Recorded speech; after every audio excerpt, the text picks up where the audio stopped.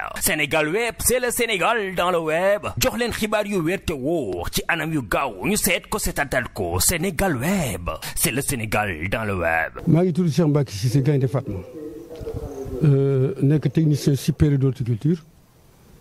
doon liggéey ci benn ONG boo xam ne mu ngi tudd Réseau africain pour le développement intégré où j'étais là-bas chef de périmètre responsable environnement mais finalement le coordonnateur des projets au niveau de Radio Sénégal. J'ai fait là-bas 11 ans bi ma ñëwee gis Touba ci kanam ni muy doxee en tant qu'agent de développement ñu invité ma fa la ma fa jëkk a wax mooy approche participative mënoo def projet pour askan wi te demoo ca askan wa il faut aller vers les populations déglu leen li nga bëgg a développer ci ñoom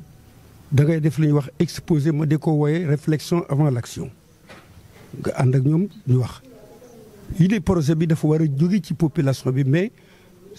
bul def li ñuy wax un développement vertical toog sa bureau bind say projet wàcce ko ci base bi te yëwoo ak ñoom mooy approche participative du ma ci sori léegi ci kaw loolu la ñu ne kon reboisement dañ ko war a def jëmbat garab parce que boo xoolee fu gars yi jëmbat garab Sénégal ñu fi yàgg jëmbat garab au niveau national mais population yi dañoo jàpp reboisement national boobu comme étant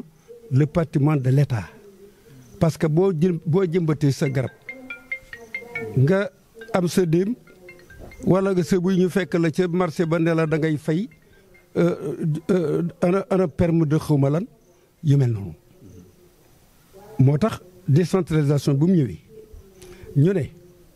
responsabilisation des projets des producteurs ruraux mooy sàmmkat yi ak baykat yi am ngeen seen yéen a jël seen yëfi bopp le désengagement de l'État état bi génn na ci promotion de l'initiative privée ca la Touba ci kanam foofu laay waxee ca la jëlee ay matukaayam créer benn association pour liggéeyal Serigne Touba pour liggéeyal askan wi ci la ñu installé projet boobu bi ma defee étude de projet wax leen ko objectif bi mooy lan ñu am ay jëmbat ay garab ci Touba parce que dafa am ay problème yoo xam ne déséquilibre écologique la au niveau du Sénégal mais particulièrement à Touba fii dafa tàgg mais loolu ñu doon ñaan ay garab ci eaux et forêts mën leen l'assistance n'a jamais été éternelle taalal sa loxo di ñaan ka ngay ñaan bu amut bu jeexalee yow mi amul woon dara dootoo am dara le développement en comptant sur ses propres moyens sur ses propres forces et c'est la concertation le développement et les initiatives de tous waaw boo kon loolu il faut ñu gisante waxtaan ba ñu sumb projet bi pour mën a yegg ñu laaj ma ne leen nañu jut doomi dëkk bi former leen pendant 6 mois bi leen formé defe naa ne kii ci la bokk ak Abdoulaye Wade dama juum Abdoulaye Dione ak ñeneen ñoo xam ne juróom-benn lañu dañu teewul. tànk ci Touba Ndiarème mën nañu wax ni li ko waral mooy ndigalu Cheikh Mouhamadoul Mountakha Mbacké joxe ci dëkk bu tedd bi di Touba wax ni nañ ko fi jëmbatal ay garab muy mission bu rëy ndax kenn ku nekk xam na garab li muy def ci dundub doomu aadama looloo waraloon tànk yi ci Touba Ndiarème ak jëmm ji nga xam ne moom la ñu àndal muy sëñ Mbacké ci yitteem ak pas-pasam ci liggéey bi ñu ànd. lan mooy waral xalaat bi ci wàllu jëmbatu garab ak fi ngeen tànnatee ci Touba Ndiarème. waaw xalaat bi li ko indi yaakaar naa kenn ku nekk war na koo xam muy dañu nekk ci jamono joo xam ne dafa tàng trop taw yi néew. te kenn ku nekk xam na ni garab bokk na ci lii sababu taw bokk na ci li nga xam ne dafay sabab microclimat bokk na ci li nga xam ne dafay taaral environnement kon nag loolu bokk na ci sabab yi nga xam ne moo waral ñu jóg di jëmbati garab. tey bi ngeen ñëwee Touba Ndiarème ñaata pieds ci ak garab ngeen jëmbati. waaw tey bi ñu ñëwee Touba Ndiarème comme ni ñu koy defee ci quartier yi nga xam ne moom la ñu weesu indi nañ fi 150 pieds yoo xam ne ay variétés yu bari la. tey bii ma yore nii ci sama loxo moom la ñuy wax sablier bële mbokk mi yore à gauche moom la ñuy wax prosopis am na ci beneen espèce bu ñuy wax cordia flamboyant peltophorum et cetera bari na ay variétés yoo xam ne mi ngi fi. voilà garab yi ngeen indi fii ak